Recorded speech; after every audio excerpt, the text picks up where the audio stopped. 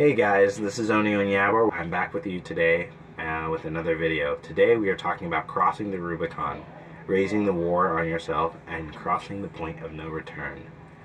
Now, what that means and what I'm referring to is the Rubicon was a river on the edge of ancient Rome where any army that advanced past that point was considered to have declared war on Rome, and then Rome would basically take you out and wage war on you. So as a result of that, there's this phrase called crossing the Rubicon, which means to come to a place of no return, a point of no return. And now, a good story I have about this is really important, because especially if we're trying to enable transformation in ourselves, there comes a time when we just need to stop being and doing the person that is incompatible with our vision and our views for the future. And the reality is that time and space are real. If you don't, time is just going to keep passing. You're just going to keep getting older. So eventually you have to come to a point where the things that were okay are no longer okay. So how do we get to that point? Now, I have a few stories that can illustrate this. And the first one is the story about Cortez. He was the Spanish conqueror. I believe he came around, I want to say 1557, but that's probably not right. I wouldn't be surprised. But it was around the 16th century. He comes to the Southern Americas, right? And at the time, they're the indigenous people that are living there. So, like, I think they're like Incas, Mayans, Aztecs, something like that. And basically, he's like, I'm pretty sure it's the Incas now I think about it. But he basically is talking to his men. They're a little discouraged after the long trip from Spain. And then they got to go take these people and their stuff, and, you know, so they can get that gold or whatever. But, you know, Cortez is a clever dude. So he sets all the boats on fire and burns them to the ground. And essentially, because of that, the only way to do that was they had to conquer these people and build boats back if they wanted to get home, right? Because they weren't going to allow any mutiny or whatever. And that was how he kept the people under his command. Probably not the best tactic and not the best person to emulate, but he was effective. And I think part of recognizing the lesson here is within ourselves, we're going to have to come and cross a point where one specific identity that has been holding us back, however good and well-intentioned, no longer takes the front seat in the decisions about what we're going to do with our lives, and another does. And that sort of inauguration, or that switching of the authority, has to happen where the new, improved self takes over from the role of the old self. And so, how does one actually get to that transformation, and what does it mean to actually do that? And I think it really comes down to one specific course of events, I suppose, that we can enact. But before that, I'd like to say, if you're finding this useful, if you found something good, please feel free to like and subscribe to the video. It really helps me out, and it makes a massive difference in being able to share this message with as many people as possible. And if you do see someone who needs this, feel free to share with them. Now, back to the point of what will enable the greatest point of transformation. And I think it comes down to a phrase that, if you look at this stuff, happens a lot. It's just act as if. Act as if. But what does that really mean when I say act? When I say act, I don't mean Robert Downey Jr. pretending to be Tony Stark. When I say act, I mean act. Go out and do something. Go out and go into the world. There's something that comes from having something in your head to putting it out in the world.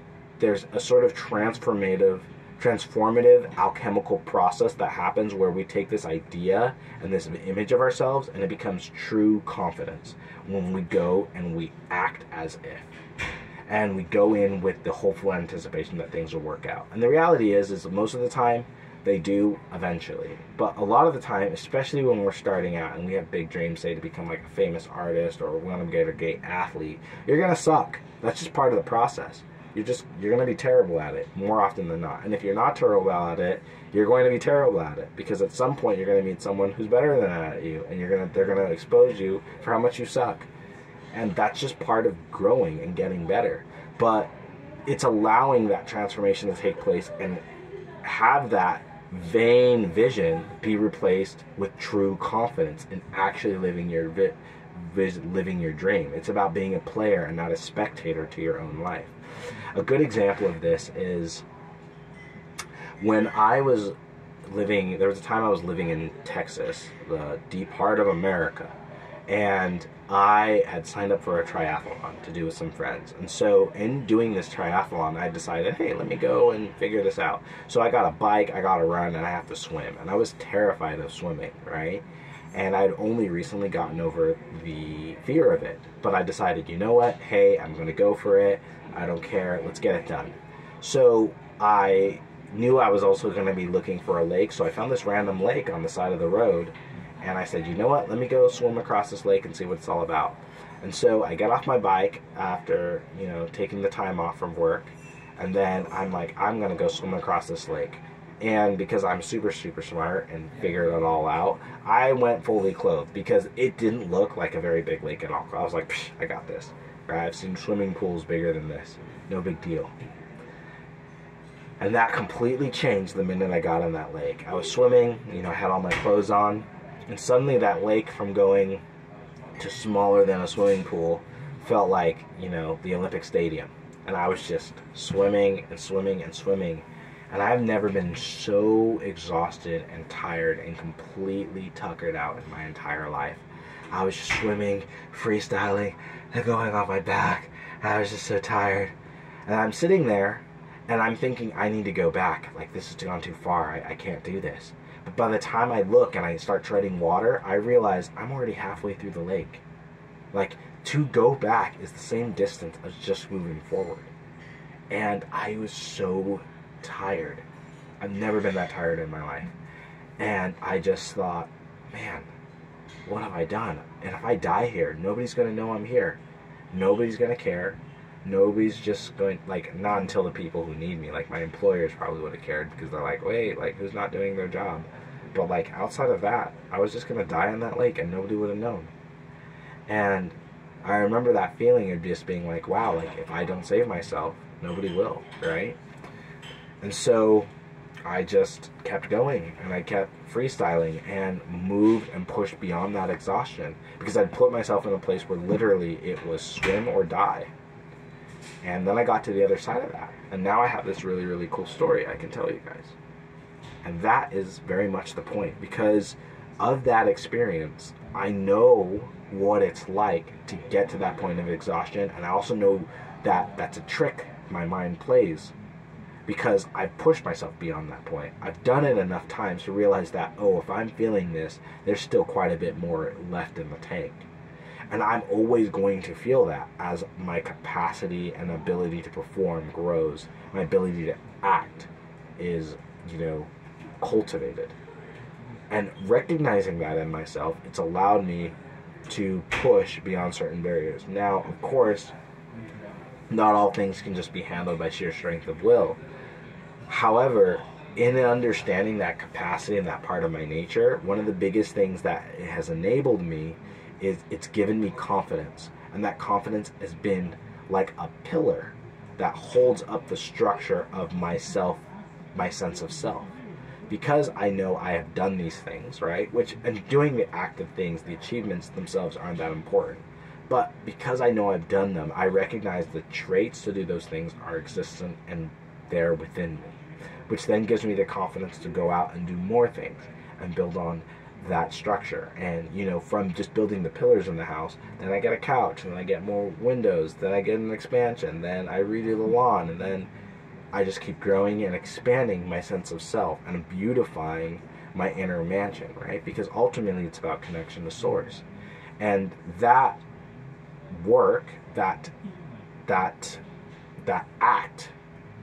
starts and sparks this whole new sense of identity. And that just comes from making the decision to go into something that might or may not look like it's too intimidating, and then when you're in it, committing to going all the way through. And oftentimes, we need to just continue till the point of no return.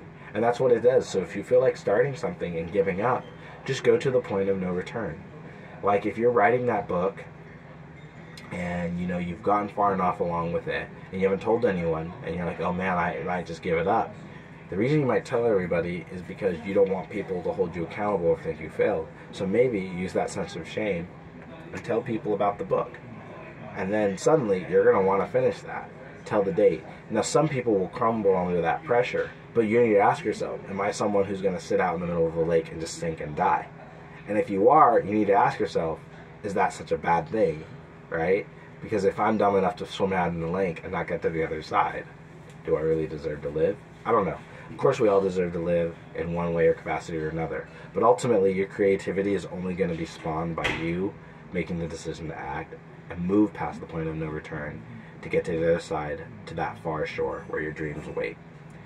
And that, guys, is today's video. I want to say thanks for getting this far. Please comment, like, and subscribe if you found any of this useful. As well, if you agree with me, don't disagree with me, please leave a comment down below. And if you find yourself needing some help and some coaching for breaking through some creative blocks or writing a book, let me know. You can book me for an appointment.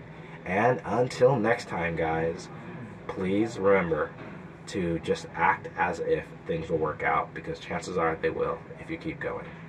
Thanks, and take care. Stay happy, stay healthy. Peace.